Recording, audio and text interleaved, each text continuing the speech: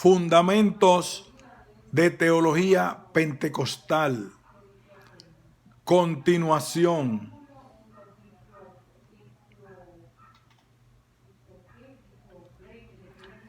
El significado de inspiración. ¿Qué significa en realidad de la manera que se aplica en la Biblia esta palabra inspiración? Desgraciadamente, no todos los eruditos están de acuerdo. Por esta razón, tenemos varias teorías de inspiración. Perspectivas liberales de inspiración. El punto de vista de un teólogo liberal está expresado particularmente en la declaración: la Biblia contiene la palabra de Dios. Esto sugiere que también contiene una variada mezcla de palabras de hombres. Su posición puede ser expuesta de la siguiente manera: de lugar en lugar dentro del libro se encuentran revelaciones que Dios dio a hombres piadosos en ciertos momentos, semejante a cómo ilumina hoy en día las mentes de los hombres con incentivos hacia verdades divinas. La Biblia es un tipo de álbum religioso compuesto de historias, leyendas, genealogías y poemas de amor que han sido clasificados, organizados y reorganizados sin ninguna consideración de perfección cronológica o literaria. Lo peligroso de este punto de vista es que pone en las manos del finito, débil y falible hombre el poder para determinar qué y cuándo Dios está hablando. De esta manera, se le otorga al hombre poder sobre la verdad infinita en vez de darle un lugar debajo de ella. Perspectivas neoortodoxas de inspiración. Estas pueden ser resumidas en la declaración que dice que la Biblia se convierte en la palabra de Dios. Consideremos dos de estos puntos de vista neoortodoxos. El punto de vista existencial popularizado por Karl Barth. Este reconoce que hay muchos errores humanos y muchas imperfecciones en la Biblia, aún en los autógrafos originales. Pero la Biblia se convierte en la palabra de Dios cuando Él elige utilizar este canal imperfecto para confrontar al hombre en la palabra perfecta. Esto es logrado a través de un encuentro personal con Dios, con el hombre en un acto de revelación. En esta experiencia existencial, encuentro de crisis, la masa insignificante de la hoja salta de la Biblia para hablarle concreta y significativamente al hombre. En este momento significativo, la Biblia se transforma para el creyente en palabra de Dios. El punto de vista demitologizante de Boltman y Niebuhr. La Biblia debe ser despojada del mito religioso, de mitologizar, para poder llegar al verdadero significado del amor de Dios dado en el sacrificio de Cristo. Uno debe mirar a través y más allá del registro histórico, con todo su mito y error, hacia lo superhistórico. Eventos tales como la caída del hombre, la crucifixión y resurrección no son necesariamente objetos de historia real y verificable. De aquí que la Biblia se convierte en una revelación cuando, por la correcta interpretación, despojada del mito religioso, uno es confrontado con el amor absoluto presentado en el mito del desinteresado amor de Dios en Cristo. No podemos preguntar cómo el escritor del Evangelio puede estar errado en un área como historia, donde podemos efectuar una revisión, y estar correcto en un área como doctrina, donde no hay posibilidad de revisión.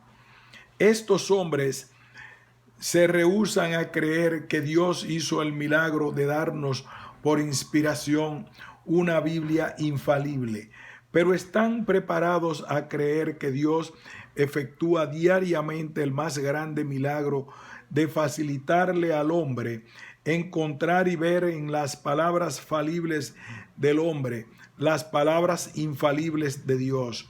Es muy difícil ver por qué Dios usaría el error para enseñarnos la verdad. De nuevo, ¿cómo puede un simple creyente tener fe en un libro cuando se le ha dicho que solo en ciertas partes es verídico? Se le ha dicho que lo divida y se quede con lo bueno, pero ¿cómo enfrentará el problema de dividir la Biblia en lo inspirado y lo parcialmente inspirado y lo no inspirado? ¿Bajo qué autoridad puede decir que esto o aquello es de la mente de Dios? Intentar decidir que no lo es ponerse por encima de las Escrituras y perder enteramente el mensaje divino. Como se ha mencionado anteriormente, en estas perspectivas hay una confusión entre revelación e iluminación. La Biblia no es la palabra de Dios solamente cuando el hombre la oye y entiende. Es Dios hablando al hombre, esté o no esté escuchándolo. La Biblia declara ser la palabra de Dios. Cualquier otra posición está enteramente contraria a la Biblia. Hay algunos hoy en día diciendo ser evangélicos que enseñan que hay muchos errores históricos y científicos en la Biblia. Sin embargo, nos aseguran rápidamente que en lo concerniente al plan de salvación es completamente inequívoca. ¿Cómo puede uno estar tan seguro de que la Biblia es correcta en materia soteriológica cuando está errada en hechos históricos y científicos? Parece como si fueran los hombres y no Dios quienes nos están diciendo en qué debemos creer. Si la Biblia no es completamente inequívoca, totalmente infalible, entonces no hay una autoridad final en su mensaje. Mientras que los liberales contienden que la Biblia solamente contiene la palabra de Dios, y los neoortodoxos afirman que la Biblia se convierte en la palabra de Dios en un existencial momento significante. La posición ortodoxa o conservadora es que la Biblia es la palabra de Dios. Las perspectivas conservadoras. La Biblia es la palabra de Dios. Sin embargo, dentro de la escuela conservadora hay una diferencia de opinión respecto a lo que involucra la inspiración. La teoría del dictado verbal. Esta teoría expone que cada palabra, aún la puntuación, es dictada por Dios, semejante a como un ejecutivo de negocios le dictaría una carta a su secretaria. A esto se llama a menudo inspiración mecánica o dictado verbal. A los fundamentalistas se les acusa comúnmente de suscribir a este método de inspiración, pero solo un pequeño porcentaje de ellos en realidad lo hace. La gran debilidad de esta teoría es que elimina toda posibilidad de un estilo personal en las escrituras del autor elegido divinamente, un fenómeno que es claramente observable. La teoría del concepto inspirado. En un esfuerzo por compensar los peligros de la teoría de dictado verbal, algunos conservadores han adoptado la idea de que Dios dio los pensamientos a hombres elegidos y los dejó a ellos que registraran estos pensamientos en sus propias palabras. De esta manera, solo los pensamientos, no las palabras, son inspirados. Esto ha sido llamado inspiración dinámica. Esto explica la humanidad de la Biblia, pero debilita su divinidad. La teoría mecánica deifica al aspecto humano de la Biblia, mientras que la teoría dinámica humaniza a la divinidad. El punto de vista verbal y de inspiración plenaria.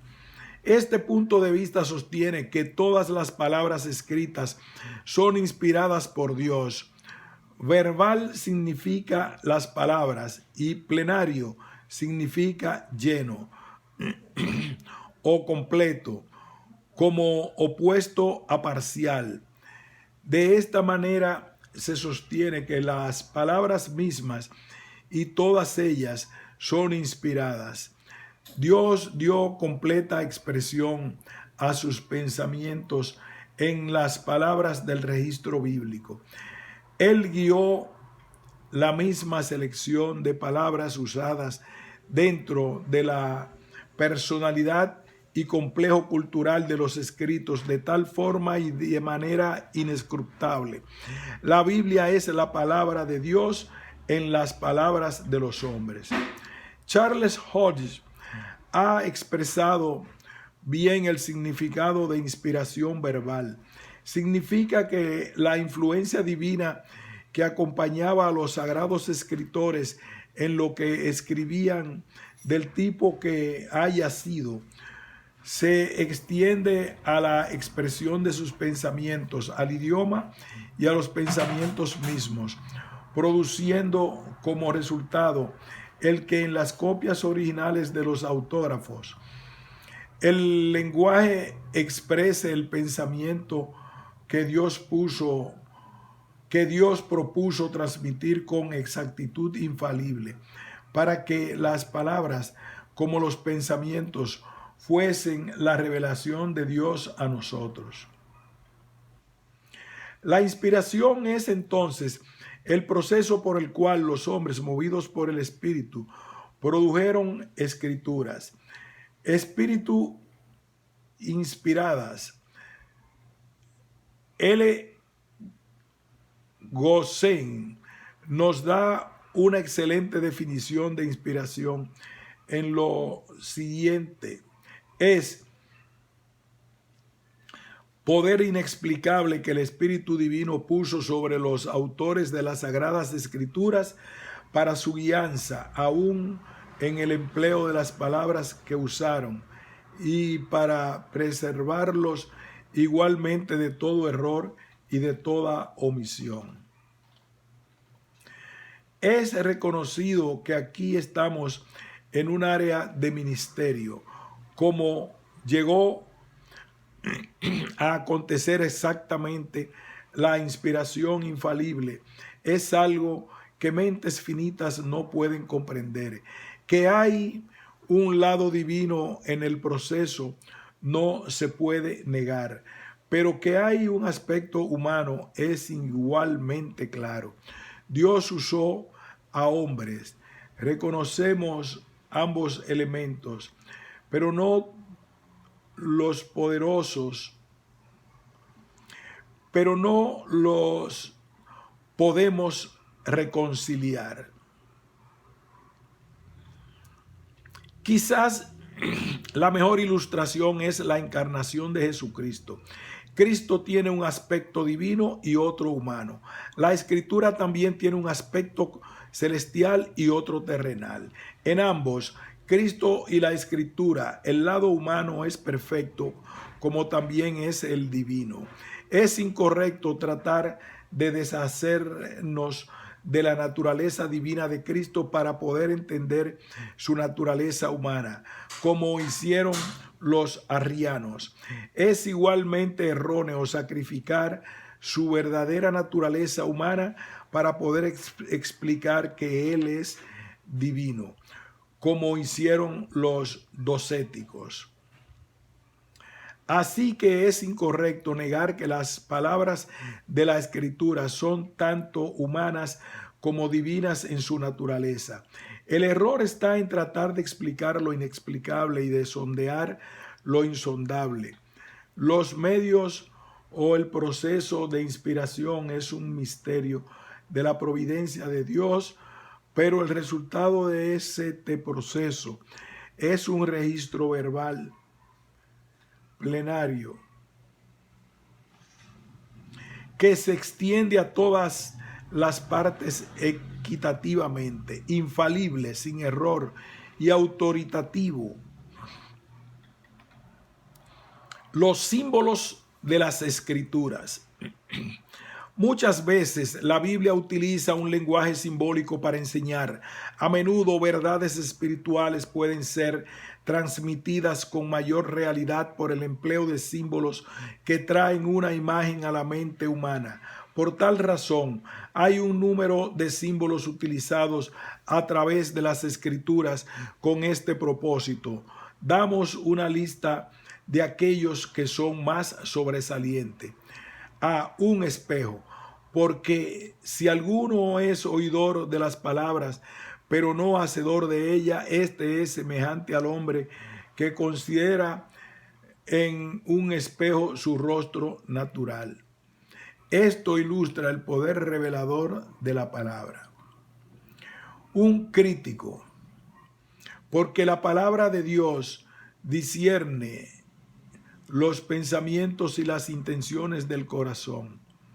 El griego de Hebreos se lee así: la palabra de Dios es un crítico de los pensamientos e intenciones del corazón.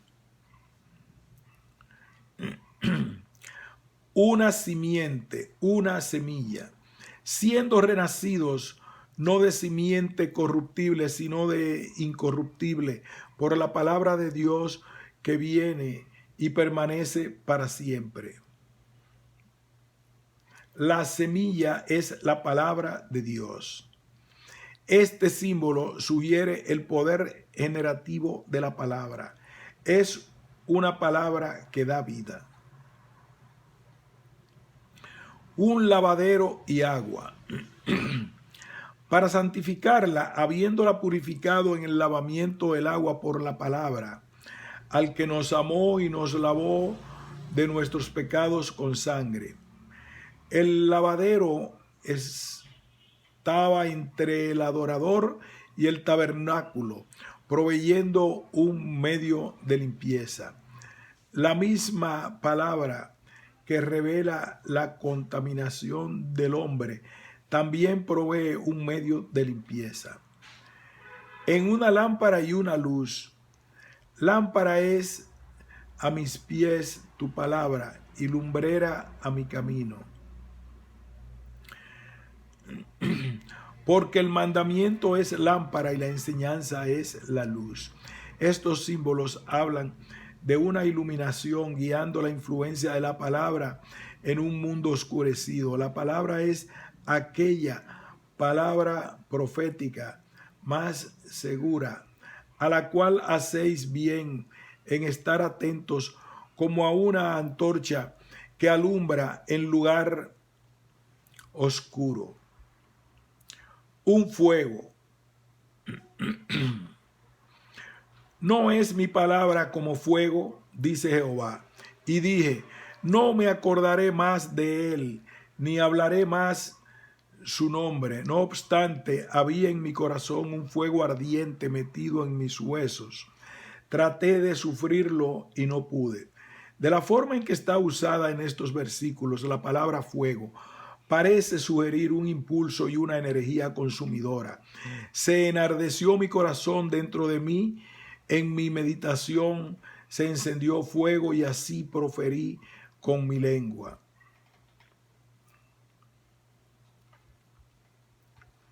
Un martillo. Todo sobre la Biblia, por Sidney Collet. ¿No es mi palabra como un martillo que quebranta la piedra? Esta figura sugiere el poder de la palabra que se aplica constantemente y que eventualmente rompe aquel corazón tan duro como la piedra. Una espada.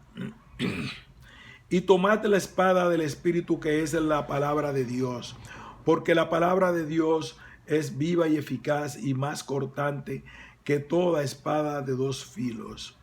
Esta es la única arma ofensiva del creyente en su lucha contra los principados y potestades y los gobernantes de las tinieblas de este siglo, huestes espirituales de maldad en las regiones celestes.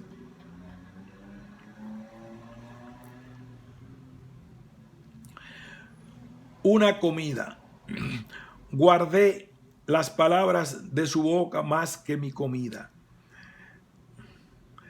Leche. Desead como niños recién nacidos la leche espiritual no adulterada, para que por ella crezcáis. Pan. No solo de pan vivirá el hombre, sino de toda palabra que sale de la boca de Dios. Carne, alimento sólido. Porque debiendo ser ya maestros, después de tanto tiempo tenéis necesidad de que se os vuelva a enseñar cuáles son los principios primeros, rudimentarios de las palabras de Dios, y habéis llegado a ser tales que tenéis necesidad de leche y no de alimento sólido. Y todo aquel que participa de la leche es inexperto en la palabra de justicia, porque es niño, pero el alimento sólido es para los que han alcanzado madurez, para los que por el uso tienen los sentidos ejercitados en el discernimiento del bien y del mal. Miel. Cuán dulces son a mi paladar tus palabras, más que la miel a mi boca. El Espíritu Santo y las Escrituras. La inspiración es justificada por la infalibilidad, y la infalibilidad es la prueba de inspiración. Se dice que la inspiración es justificada por la infalibilidad y la infalibilidad es la prueba de la inspiración. Se dice que este milagro de inspiración infalible es el ministerio del Espíritu Santo. Este bien podría ser el mayor de los misterios en los cuales está involucrado el Espíritu Santo.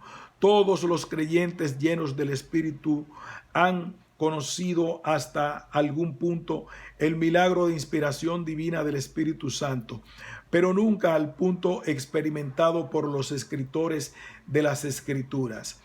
El movimiento pentecostal ha sido acusado de ser un movimiento centrado en experiencia, y la verdad que lo es, pero es también un movimiento centrado en la Biblia. Es hermoso ver cómo el Espíritu Santo y la palabra escrita están siempre en perfecto acuerdo. Esto debe ser así, porque la palabra es el resultado de la inspiración del Espíritu. La siguiente lista de referencias donde se mencionan juntos el Espíritu y la palabra ilustra la importancia de reconocer el ministerio tanto del Espíritu como de la Escritura y demuestra la armonía entre la palabra y el Espíritu. Samuel 23:2. El Espíritu de Jehová ya ha hablado por mí y su palabra ha estado en mi lengua. Proverbios 1:23. Yo derramaré mi espíritu sobre vosotros y os haré saber mis palabras. Isaías 47:8. La hierba se seca y la flor se marchita porque el viento, espíritu de Jehová, sopló en ella. Sécase la hierba, marchítase la flor, mas la palabra de nuestro Dios permanece para siempre. Isaías 59, 21. El espíritu mío que está sobre vosotros y mis palabras que puse en tu boca no faltarán de tu boca. Zacarías 4, 6. Esta es la palabra de Jehová, no con ejército ni con espada, sino con mi espíritu, ha dicho Jehová de los ejércitos. Mateo 22, 29. Erais ignorando las escrituras y el poder de Dios. Marcos 16, 20. Confirmando la palabra con las señales que seguían. Lucas 12, 12. Porque el Espíritu Santo os enseñará en la misma hora lo que debáis decir. Juan 3, 34. Porque el que Dios envió, las palabras de Dios habla, pues Dios no da el Espíritu por medida. Juan 6, 63. El Espíritu es el que da vida. Las palabras que yo os he hablado son espíritu y son vida. Juan 14, 26. El Espíritu Santo os recordará todo lo que yo os he dicho. Hechos 1:16. Era necesario que se cumpliese la escritura, la cual el Espíritu Santo habló antes por boca de David. Hechos 4:31. Y todos fueron llenos del Espíritu y hablaban en denuedo la palabra de Dios. 6:10 Hechos. Pero no podía resistir a la sabiduría y al Espíritu con que hablaba. Hechos 10:44. Mientras Pedro aún hablaba estas palabras, el Espíritu Santo cayó sobre todos. Hechos 37:38. Lo que se divulgó por toda Judea, como Dios ungió con el Espíritu Santo a Jesús de Nazaret. Hechos 11:15. Y cuando comencé a hablar, cayó el Espíritu sobre ellos. Hechos 11:16. Entonces me acordé de lo dicho por el Señor, vosotros seréis bautizados con el Espíritu Santo. Hechos 13:4, 5. Enviados por el Espíritu Santo, anunciaban la palabra de Dios. Hechos 15:7, 8. Que los gentiles oyesen la palabra, dándoles el Espíritu Santo. Hechos 16:6. Les fue prohibido por el Espíritu Santo hablar la palabra en Asia. Hechos 18:25. Siendo de espíritu fervoroso, hablaba y enseñaba diligentemente. Hechos 28:25. Les dijo Pablo esta palabra, bien habló el Espíritu Santo por medio del profeta Isaías. Romanos 15:18, 19. Para la obediencia de los gentiles con la palabra y con las obras, con potencia de señales y prodigios en el poder del Espíritu de Dios. Corintios 2:13. Hablamos no con palabras enseñadas por sabiduría humana, sino como las que enseña el Espíritu. Corintios 12:8a. Porque a este es dada por el Espíritu palabra de sabiduría. 1 Corintios 12:8b. A otro palabra de ciencia según el mismo Espíritu.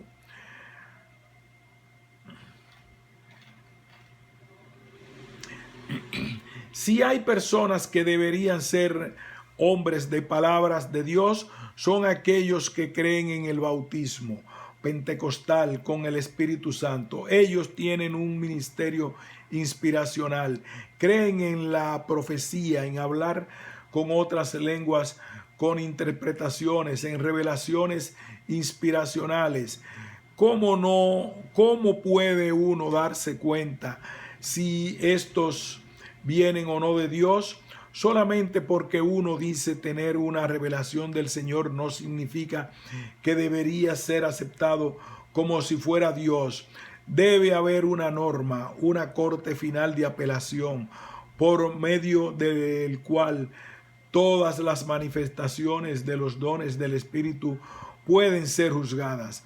De hecho, la Escritura exhorta al juicio de toda profecía, la que reconoce Pablo como uno de los mayores dones. Asimismo, los profetas hablen 2 o 3 y los demás juzguen. A la ley y al testimonio no dijeron conforme a esto. La palabra es porque no les ha amanecido. Existe ese tal corte de apelación a él que uno puede venir. Es la palabra escrita que inspiró el Espíritu Santo.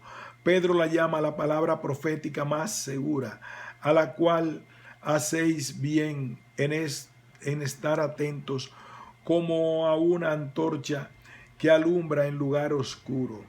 Aquellos que suministran, no importa en qué capacidad, no están nunca tan plenamente en el Espíritu como cuando lo están haciendo en completa conformidad con las claramente reveladas enseñanzas de la Biblia, la palabra de Dios. El que tiene oído oiga lo que el Espíritu dice a las iglesias. Es una exhortación que está dada 7 veces en el libro de Apocalipsis y que cada vez es la continuación de una epístola escrita por el mismo Señor Jesucristo. Noveno, ¿cómo nos llegaron las Escrituras? La historia de cómo llegó a nosotros la Biblia en la forma que nos es familiar es larga y fascinante. Comienza con los manuscritos originales, o como a veces se les llama, autógrafos. Estas escrituras originales fueron escritas a pluma por hombres de la antigüedad que fueron movidos por el Espíritu Santo. Durante años, los escépticos declararon que Moisés no podía haber escrito la primera parte de la Biblia porque en este tiempo la escritura era desconocida, 1500 años antes de Cristo. Desde entonces, la ciencia arqueológica ha probado que la escritura era conocida miles de años antes de Moisés. Los sumerios eran adeptos a la escritura alrededor de 4000 años antes de Cristo. Y también los egipcios y babilonios se dedicaban a la escritura casi tan lejanamente en la historia. Punto. Hasta aquí esta entrega.